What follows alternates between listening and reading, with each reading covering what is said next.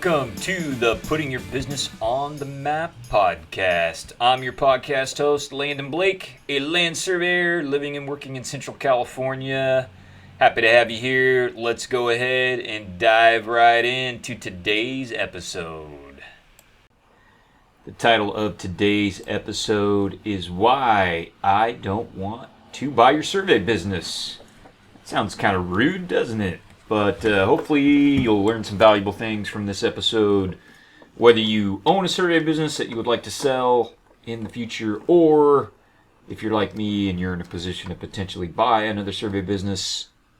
I hope this video will teach you some things that are useful. So just to give you guys an overview of what we're going to talk about in the episode today, I'm going to tell you a true story about buying somebody's survey business, something that happened to me in this last year. And then I'll tell you a little bit about why I'm talking about it. And then we're going to talk about 4 things that would make your survey business valuable to me or to someone like me. Now, in this episode, I'm gonna say you a lot. When I say you, I'm talking about the person selling the business. And when I say me, I'm talking about a person like me that would be potentially interested in buying a survey business. Okay, so I don't want to say the person selling the business or the person that might buy the business. I'm just going to pretend like I'm talking to somebody selling a survey business and that I'm the guy interested in buying it. I just think it'll make things easier, and I think my partners and I would potentially buy the right small survey business if the price was right and the company had good synergy with ours. That something we might consider doing. So. What are we not going to talk about? We aren't going to talk about how to determine a fair sale price for your business. Man, that's an interesting and challenging question. I haven't really thought about it. You probably need to hire a professional to help with that. We're not going to talk about that. I'm not going to tell you about how to suss up or throw a fresh coat of paint on your business before you sell it. So I've talked to companies that do that. They're juicing the profit margins or doing other silly stuff, putting up a facade to try and extract the best price they can from a buyer.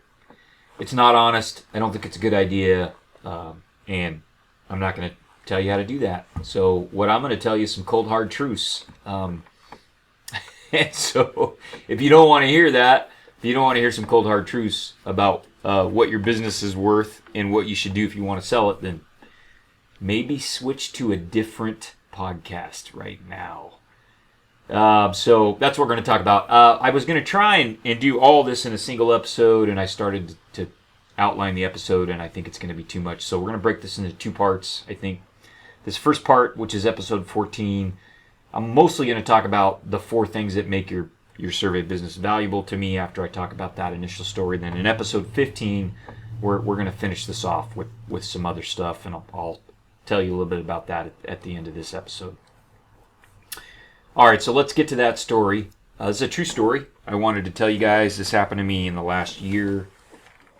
This has happened to me a half a dozen times in the last 10 years, probably. So it's not the only time I have had a story like this or an experience like this. But I'm going to tell you about, it's not even the most recent time it's happened to me, but this just happened to me a couple months ago. But I didn't want to tell you that story because it's too fresh.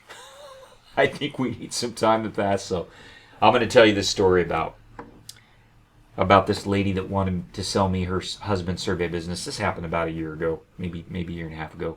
So this woman lived in a nearby town, and she called me and let me know her husband's survey business was for sale. And I couldn't understand at first why she was calling me. So she was, I believe she was Chinese, and she didn't speak good English. So it was a little difficult for me to communicate with her. I couldn't really understand the first time I talked to her why she was calling me. She just kind of called up out of the blue. I finally was able to remember, after I talked to her a few times, that her and her husband and I, had talked about me coming on as a junior partner probably 10 years ago when I was still fairly young licensed land surveyor. and we had talked about me coming in kind of as a junior partner and eventually taking over the business. And the guy ended up ghosting me. I was interested and probably would have made a deal. I hadn't started RH yet, and I was still pretty young. It was 10 years ago. Maybe more than that, maybe 12 years ago. And so she remembered that and had my contact information and reached out to me.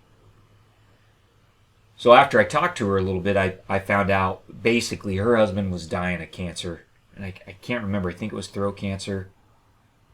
And when I say dying, I mean like when she called me, he was in hospice care and had a few days left to live. So this couple had waited until the absolute last minute to try and sell this business. And I'm not sure, and I don't know what the circumstances were. I think his health went downhill pretty fast. But he was older. He was in his 70s. And they had not planned for this. And I felt bad for this lady. At least at first, I felt bad for her, Here she is. She doesn't speak great English. She's an immigrant. Her husband was his third or fourth wife, I think. And she was quite a bit younger than him. She was probably 20 years younger than him. So she was in her 50s, late 50s. But had no idea how to run a survey business. And her husband was dying, so she was in a tough spot. From what I could tell, she didn't have a lot, there wasn't a lot of family money. Just from some conversations with her, I think the kids were getting the house that she was living in. His kids from a previous marriage. So this gentleman didn't leave his widow, soon to be widow, in a very good position. Certainly, I wouldn't want to leave my wife in that position. So she had the old house that she was staying in, but like I said, I don't think she was going to be able to keep that. Now she did have a retirement condo that they had purchased. I don't know if that was fully paid for, but she told me she did have a little retirement condo. And she had this survey business, and her hope was that she was going to be able to sell the survey business and, basically move into the condo and be able to live off whatever she got out of the survey business. So I talked to her 2 or 3 times, and I told her, I said, I really don't know if I'm the best person to buy your business. Just based on what you told me, I don't know if it's going to be a great fit. But she was, oh no, we can work a deal. So anyways, I don't know why I did, but I agreed to come up and see her. It was about an hour drive, so I went up to see her, meet her for the day, because it's hard to communicate with her over the phone. And I told her, all right, I'll come up, we can meet, I'll take a look at the records and the equipment, and we can talk a little bit about your husband's business. You can tell me what you know, and I'll see if it's worth anything, basically. So made the trip up to meet the wife, and man, it was crazy what I found, but I'm just going to summarize for you, kind of give you the highlights. So basically, all the equipment he owned was junk.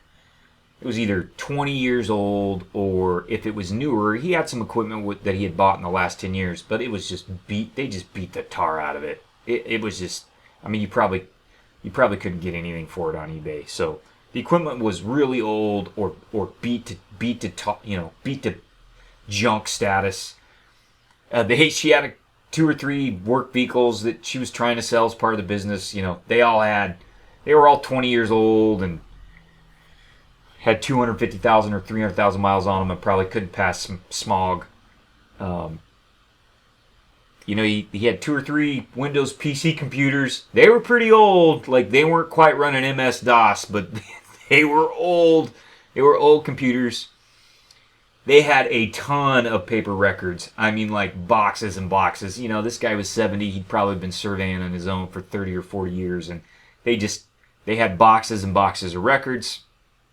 But it was all paper. None of it had been scanned. None of it was digital. And none of it was indexed. So there's no geographic index or other kind of index. It was just all in banker boxes.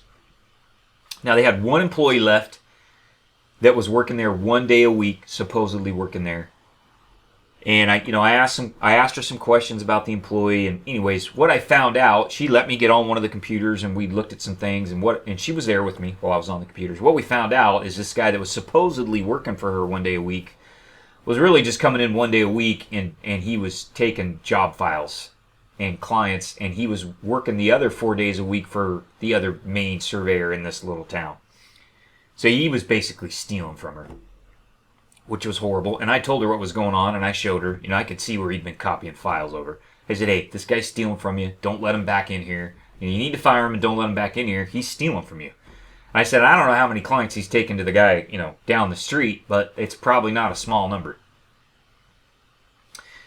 I asked her a little bit about, who they were doing work for.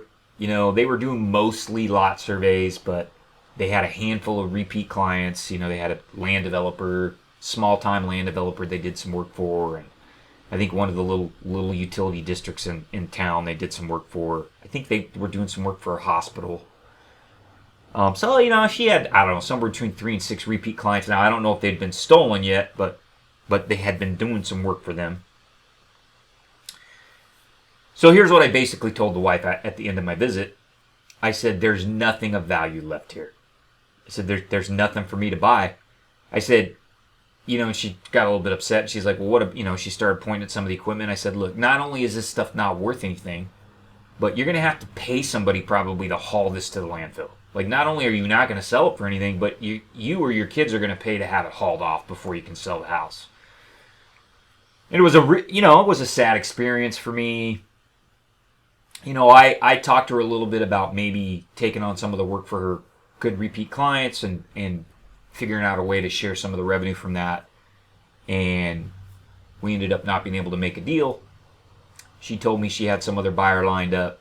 And I told her, I said, hey, I don't want to get in a bidding war. If you got another buyer lined up, I think you should take that deal. I ended up kind of hearing through the grapevine. I don't think she ever ended up selling that business. I think it just disappeared. I think that work went to either her competitor that had a double agent inside the house, or other nearby surveyors. I think some of that work has come to us, honestly. We've been doing some more work up in that area. I haven't worked for any of her clients. So I think that just, they went out of business, and some of that work just naturally percolated to other survey firms in the area. And I think she probably walked away with the condo and, whatever she might be able to sell some of that stuff on eBay for, which is probably not a lot. Now, I've had some, as I mentioned, some nearly identical conversations in the last 10 years. I'd say a half a dozen times. And I'm not kidding when I say identical. Like, I talked to another outfit a few years ago, like, was one civil engineer and one surveyor and like 2 or 3 employees, and like the civil wasn't authorized to practice land surveying, and the land surveyor was like in the hospital with cancer, dying, and they were trying to find a young surveyor to come in and take over. So I've had this conversation a lot. The pace is quickening, so I seem to have more of these conversations. I think that's just a demographics thing, I think the baby boomers are retiring, and there's just a lot of guys trying to get out of the game at the same time. So I'll have some more of these conversations. It's sad,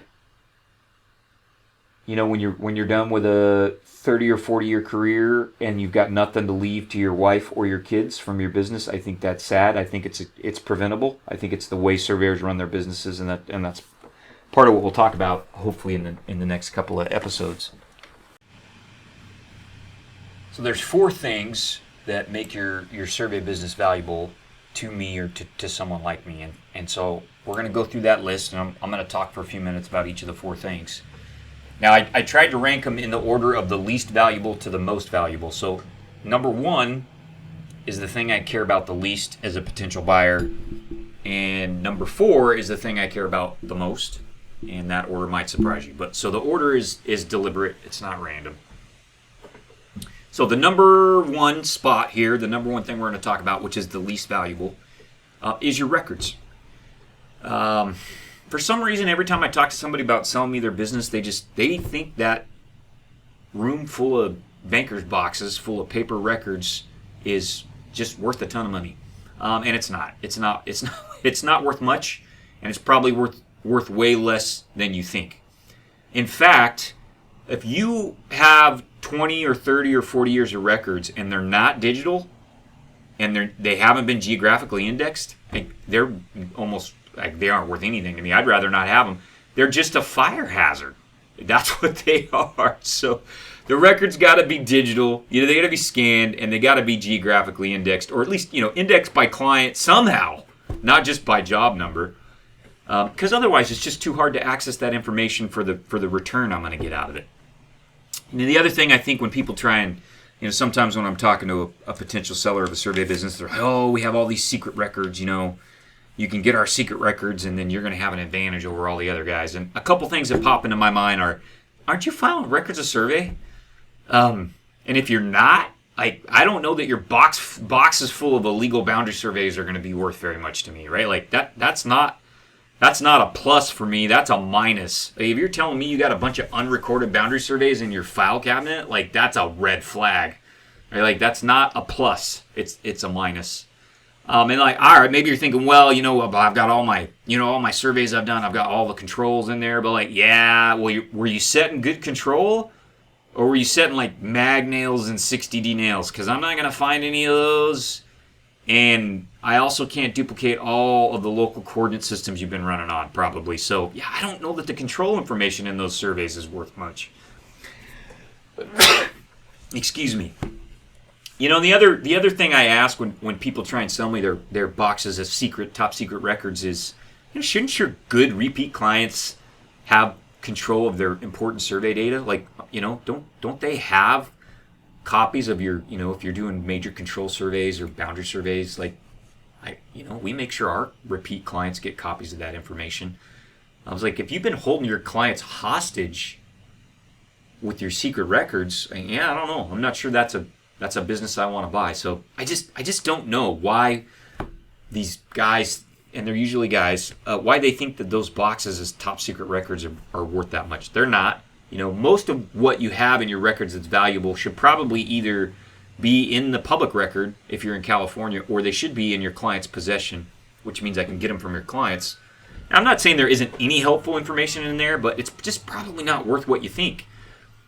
And if I got to dig through 298 boxes to get the information, it's probably less expensive to just start over, right? So, now, sorry, every time I record a podcast for some reason here in Oakdale, I get sirens. I go all day without sirens. As soon as I turn on the recording mic, we get sirens. Now, I'm not saying that you couldn't develop a record-keeping system as a business that would be valuable. So what might that be? Oh, well, hey, if you have drawing files, CAD files of all the maps you've ever COGO'd, all the boundary maps you've ever COGO'd, and let's just say a database with every property corner monument you found or durable control monument you've set, and there's good state plane coordinate values on those, all right, now that might be worth buying, right? But even in that situation, which I've never talked to a business that's had that, even in that situation, I've got some questions like, what are your CAD standards like? How much work is it going to be for me to convert your drawings to the drawings that are done on your CAD standards to our CAD standards? What's the quality of your data? Where did you put the closure errors? Do you have bearings and distance labels? It's just like there's a lot to unpack there, right?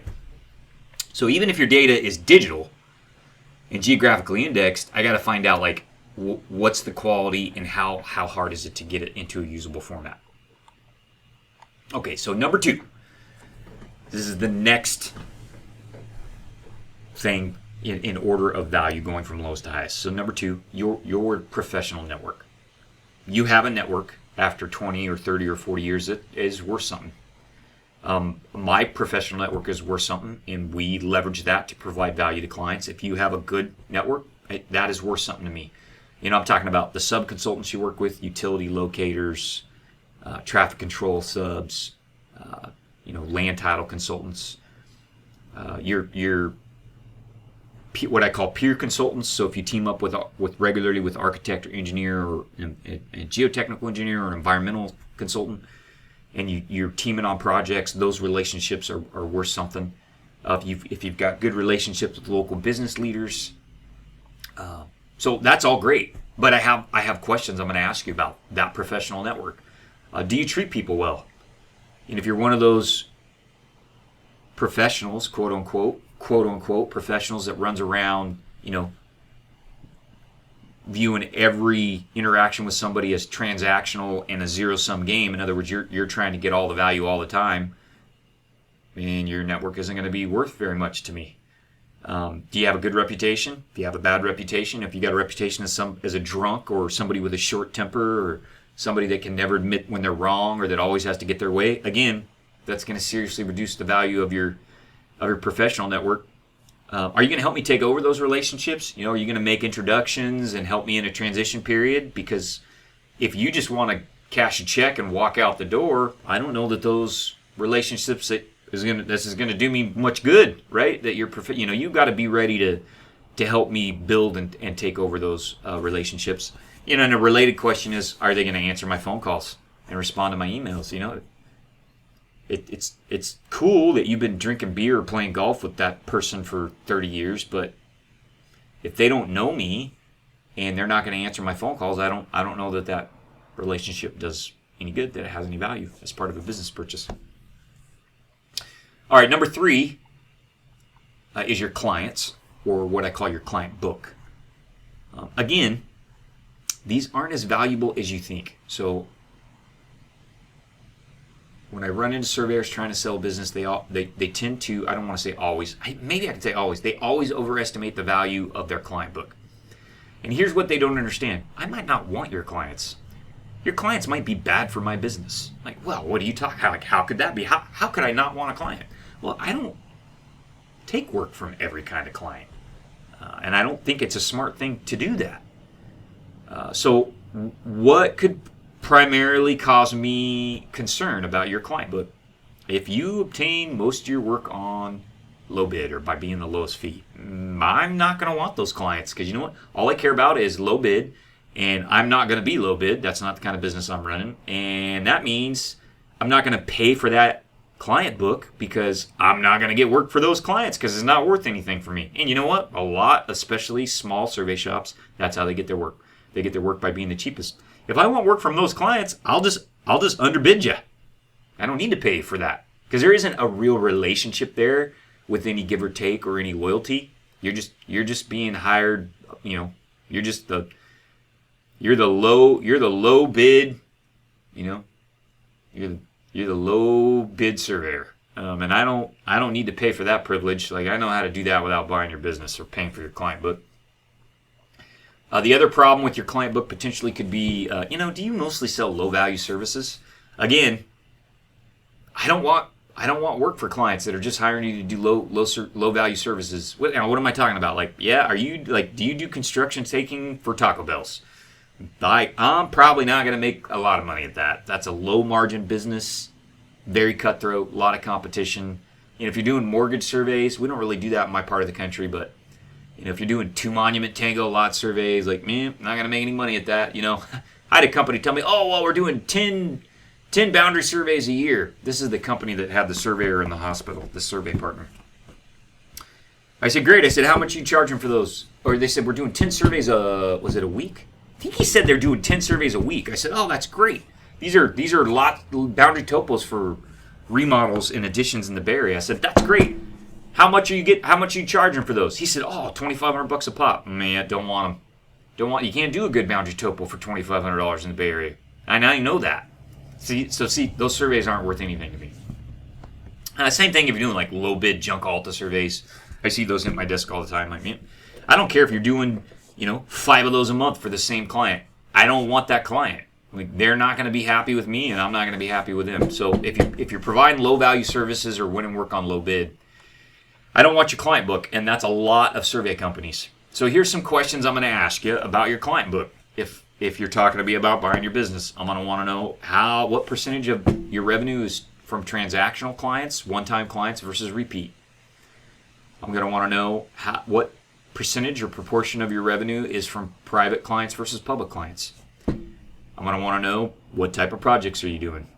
And I might even ask you for a rough breakdown. How much of your revenue is from lot surveys? How much of your revenue is from lot line adjustments and parcel mats? How much of your revenues,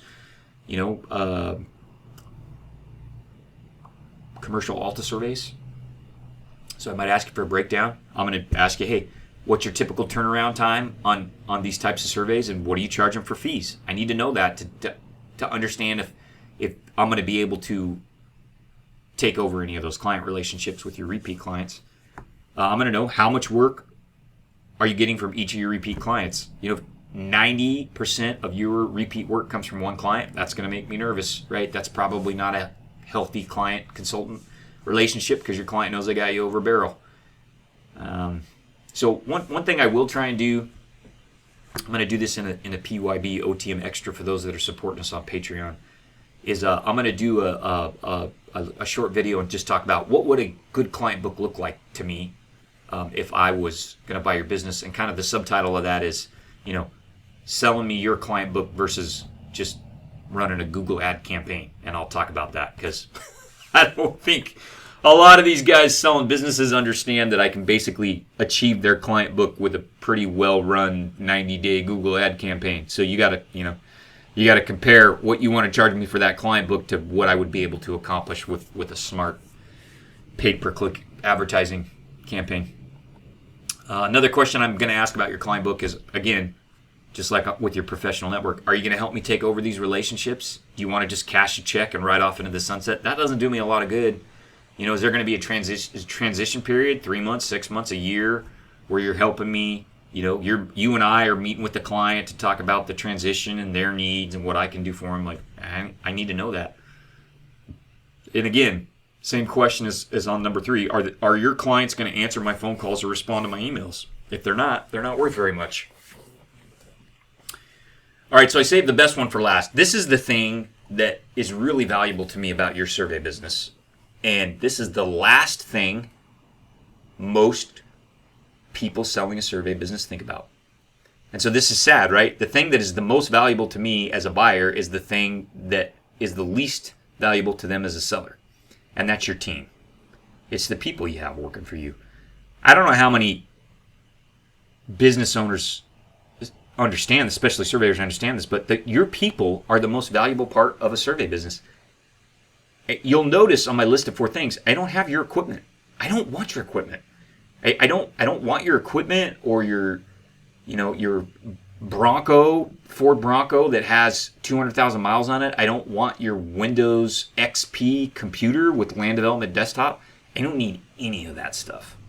I don't. First of all, we don't use that stuff. I don't use survey tools and software that's 20 years old, first of all. And second of all, I can go to eBay if I want that stuff. I'm not going to. Why would the only way I would buy equipment from an existing survey company is if they had a bundle of good equipment and they were going to give it to me at a discount because I was going to buy in bulk. Otherwise, they can go sell it on eBay.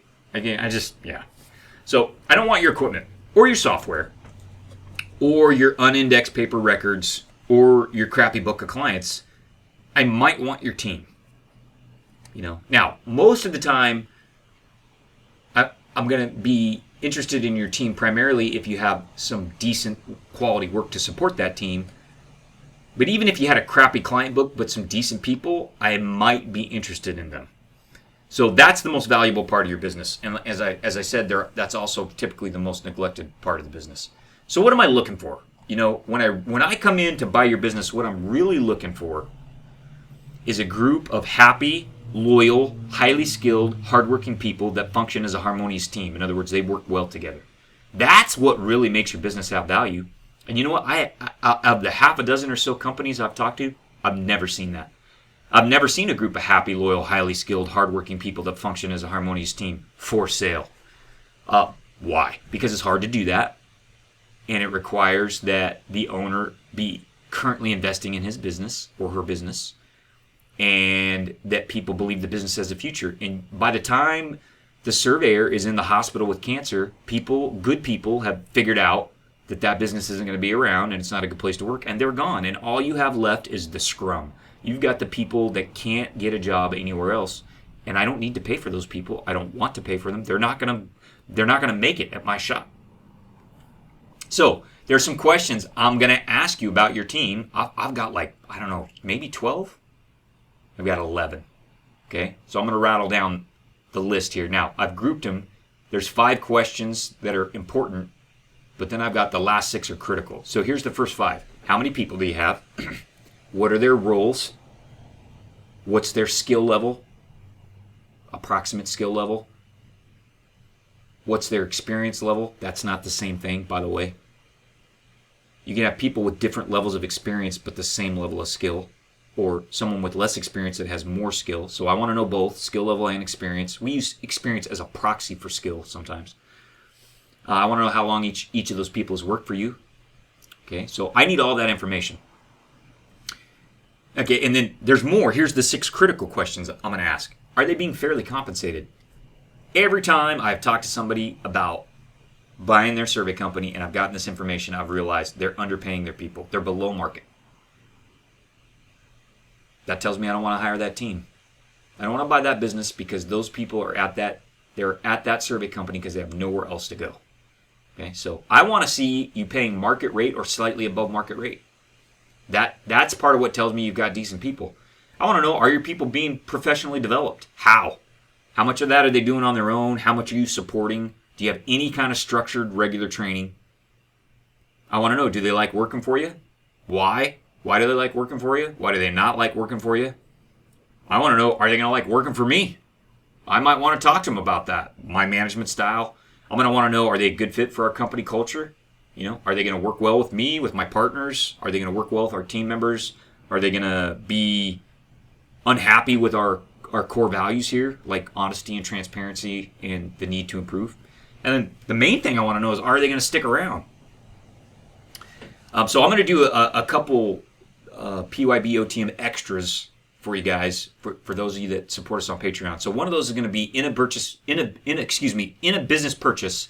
So if I was going to purchase your survey business, what does a great team look like? I want to talk a little bit about that, and we'll do a couple examples. We'll do what a bad team looks like, and I'll do what a good team looks like. And then I'm going to do another PYB OTM extra that just talks about the main reason I think most mergers in architecture, engineering, construction, and land surveying fail. I think they're usually a waste of money for the buyer, and it has to do with the people and the culture. And so I'll talk a little bit about that. So we'll do a couple extras on that. So the people are the most valuable part. And I'm going to ask a lot of questions about the people if I'm going to buy your business, because that's the most valuable part. Now, there's been a couple times when I've talked to some surveyors that want to retire and sell me their business, and they don't have any people. They're it. Maybe, I don't know, maybe their wife or their husband is, helping with the accounting, or maybe running out one day a week as a rod person, but that's it. It's them. I don't understand what I'm buying at that point. Like, you want to leave. You want to retire. All the value in the business is, most of it, is in your head. And you want to walk out the door. Like, that business is not, you know what that business is worth? Whatever you can liquidate your equipment and computers for on eBay. That's what it's worth. There is no, other value there, really. I mean, maybe your brand has a little bit of value, but like, if you don't have a good reputation and your website was created when AOL was the main search engine, your brand's not worth anything to me.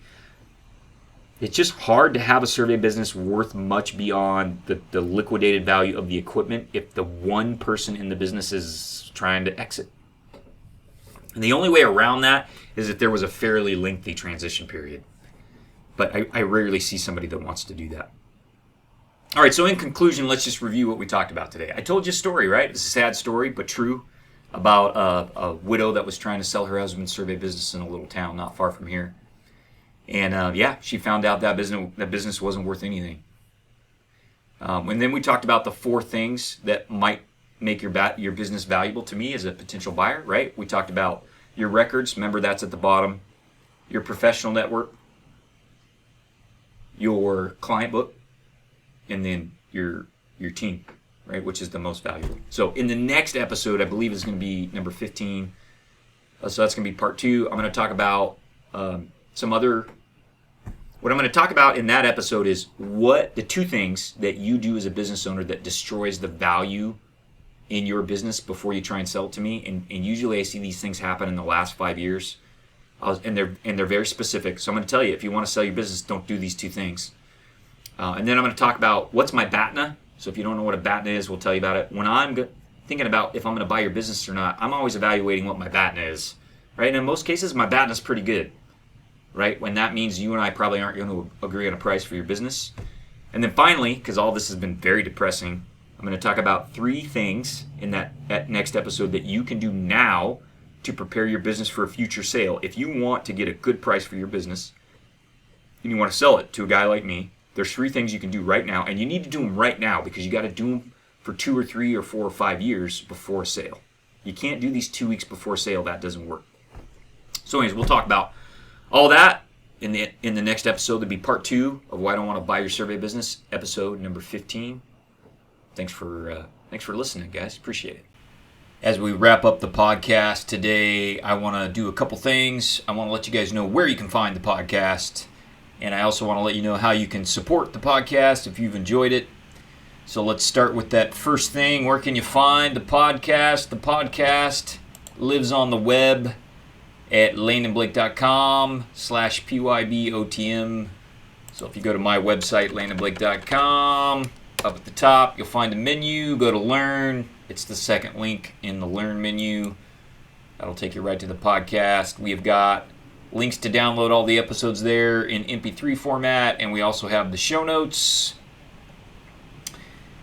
You can also find the podcast on YouTube, youtube.com/@PYBOTM. All of the episodes are also uploaded there. We have the podcast on Spotify, so you can find the podcast in all of those places. Second thing, how can you support the podcast? There's a few different ways you can do that. If you'd like to sponsor the podcast, reach out to me with an email, phone call, or text message. We can talk about your job opportunity for senior land surveyors, or if you have a high-quality product or service for land surveyors and mappers, we could also talk about that on the podcast. You can also subscribe to the podcast on YouTube or Spotify. Tell a friend about the podcast. Share one of your favorite episodes on social media for us. And then finally, if you'd like to make a real difference, you can go to the On Point Workshops page at Patreon. We've got a tier there, membership tier for $20 a month. You can join and support the podcast, and you get extras. We call them PYBOTM extras there. So we try and do 1 or 2 extras from each episode, video and audio, as just a little thank you to the folks that support us for $20 a month. So if you got the price of a medium pizza in your budget and you want to support the podcast, the best way to do that is on Patreon. That will help me pay for Carly. Carly is the virtual assistant and digital marketing extraordinaire that helps me with all of the unseen back-end work on the podcast. So editing, maintaining the web page, doing the show notes, that kind of stuff. Carly's great. I'd like to keep her around. One way you can help me do that is by becoming a subscriber or a member on Patreon. So appreciate everybody that's done that already, and I also appreciate the thank you notes I've gotten from several of you for the podcast. That makes a difference. I know everybody's busy. I appreciate you guys taking some time out of your busy schedule to send a thank you note. So please support the podcast, and we will catch you guys on the next episode. Thanks.